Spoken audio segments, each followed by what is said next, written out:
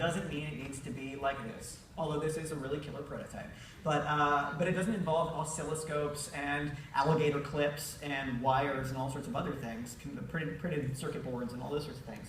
It can be really, really simple. And so I want to share with you a prototype that we built for Elmo's Monster Maker. Now, this is an app that we built for the Sesame Street Workshop. And when we wanted to share the idea, the basic idea is that you can design your monster just like Elmo.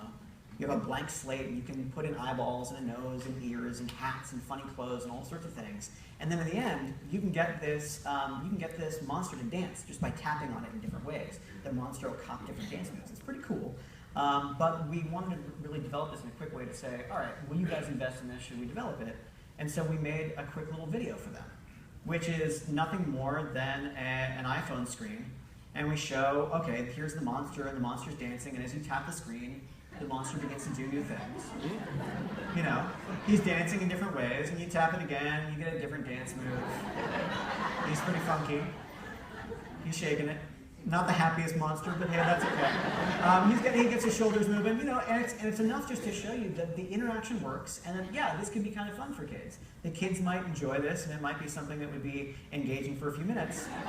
And we didn't have to code anything to do this, and we didn't have to really build much of anything. We printed out a big picture of an iPhone, and we cut out a hole and put Adam's skates behind it and had him dance.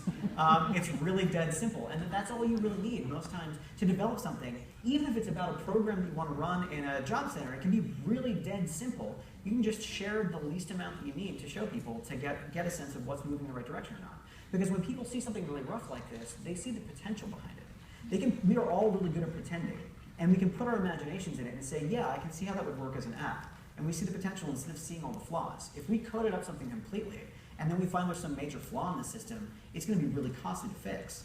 In fact, we look at prototyping as the act of constant prototyping is about winnowing risk out as the cost of successive rounds of prototyping goes up and up.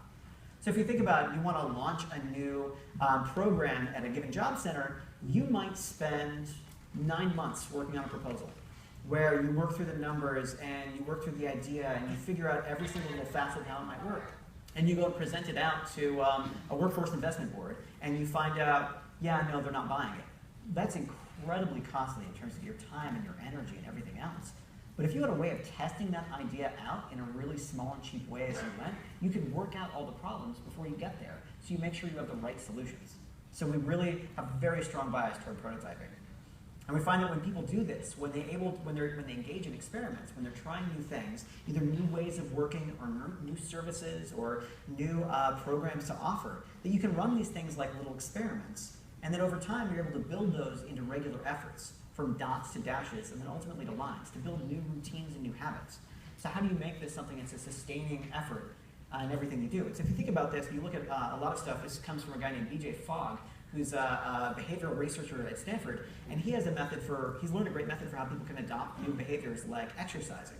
That if you exercise as little as 5 minutes a day, you can make it easy to do that on a regular basis. You can then extend it to 30 minutes, to half an hour, to an hour. And you're doing it 3 days a week, and then you're doing it 5 days a week, and then you're doing it 7 days a week. It's really easy to begin to build these routines if you start with really small little experiments.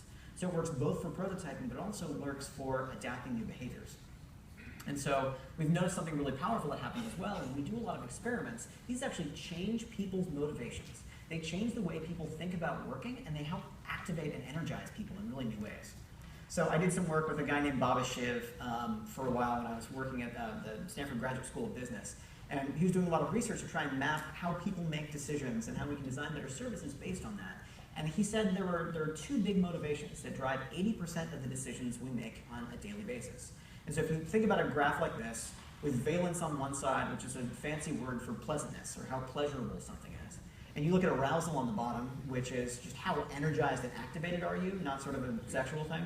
But if you think of human experience like this, pleasantness on one side and sort of energy on the other, what do you think that state is when you're sort of down here? You're sort of low arousal and low pleasure. Yeah, that's boring as hell. Oh, that's boring. It's really sad, depressing, there's just no damn fun. And when people want to get out of boredom, the number one thing they tend to seek is the opposite end. They go for excitement. They go up the dopamine curve, and they seek to go on roller coasters, and to go out partying with people, and to have new experiences. They seek a lot of fun. But if you think about this experience down here, you have a lot of arousal and very low pleasure.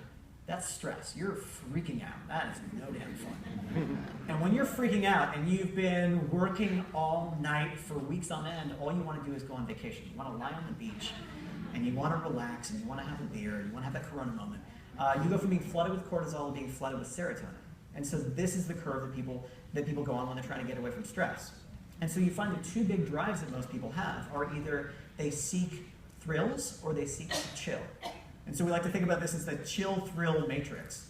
And I realized I misspelled WIOA there, but I was trying to think about, as we think about the Workforce Innovation and Opportunity Act that just came about, where does that put you? Does that make you excited or does that make you nervous? Because when you think about some of the mandates that people get, if you're working in a company and you get a mandate to say, we need to raise sales by 6% this year and we need to cut costs by 10%, that often makes people freak out. They really don't know what to do, and all they're going to do is work as hard as they